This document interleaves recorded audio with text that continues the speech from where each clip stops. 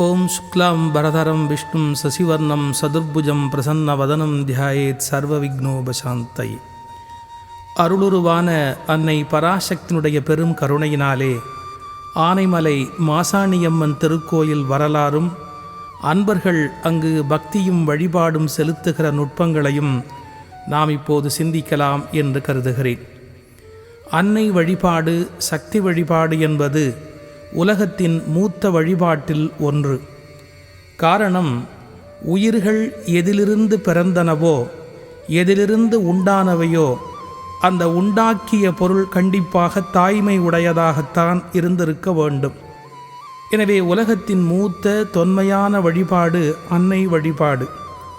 இந்த அன்னையை பலவிதமான வடிவங்களில் இந்தியா முழுவதும், ஏன் உலகெங்கும் வழிபட்டு வருகிறார்கள்.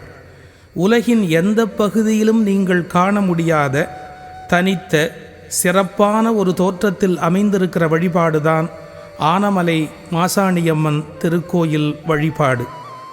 இந்த ஆனைமலை எங்கே அமைந்திருக்கிறது? கொங்கு நாடு வரலாற்று சிறப்புமிக்க ஒரு பெருநாடு, மலை வளம் மிக்க வலிமையான ஒரு ஊர். அங்கு மலைகள் எப்படி இருக்கும் என்று சங்க இலக்கியம் சொல்கிறது. யானை அழகான ஒரு விலங்கு. அந்த யானையே கூட்டம் கூட்டமாக படுத்திருந்தால் எப்படி இருக்கும்? யானை கூட்டம் கூட்டமாக படுத்திருப்பதைப் போல் காட்சியளிப்பது மேற்கு மலைத்தொடர். அந்த யானை கூட்டம் படுத்திருப்பது போல் கருத்து, உருண்டு, திரண்டு, பருத்து காட்சியளிக்கக்கூடிய மலைகளின் தொகுப்புதான் கொங்கு மண்டலத்தின் தனிச்சிறப்பு. இந்த கொங்கு நாட்டுக்கு எல்லை சொல்லுகிறார்கள். வடக்கு தலைமலையாம் வைகாவூர், தெற்கு குடக்கு வெள்ளி பொறுப்பு குன்று, கிழக்கு குழித்தண்டலை சூழும் காவிரி சூழ் நாடா, குழித்தண்டலை அளவும் கொங்கு என்று எழுதி வைத்திருக்கிறார்கள். அதாவது வடக்கு எல்லை தலைமலை, தெற்கு எல்லை வைகாவூர் என்று சொல்லப்படுகிற பழனிமலை, மேற்கு எல்லை வெள்ளியங்கிரி என்று சொல்லப்படுகிற வெள்ளிமலை, கிழக்கு எல்லை குளித்தலை என்று வைத்திருக்கிறார்கள். இவ்வளவு சிறப்பு மிக்க அந்த கொங்கு நாட்டில்தான் ஒரு பகுதியாக அமைந்திருக்கிறது இந்த யானைமலை. கொங்கு நாட்டை ஆரம்பத்தில் 24 நாடுகளாக பிரித்து வைத்திருக்கிறார்கள்.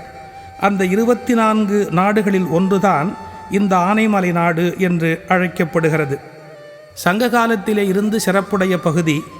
ஏன் கிறிஸ்து பிறப்பதற்கு முன்பே அங்கே வேறு வகையான ஆட்சிகள் இருந்திருக்கின்றன. ரோமானியர்களுடைய சில நாணயங்கள் கூட அங்கே கிடைக்கின்றன என்றெல்லாம் வரலாற்று ஆசிரியர்கள் குறிப்பு சொல்லுகிறார்கள். எனவே பழமையான பெருமை மிக்க பகுதி கொங்கு நாடு. பாண்டியர் காலம், பல்லவர் காலம், சங்க காலம், சோழர் காலம், விஜயநகர காலம், நாயக்கர் காலம், வெள்ளையர் காலம் என்று எத்தனையோ ஆட்சிகள் மாறிக்கொண்டு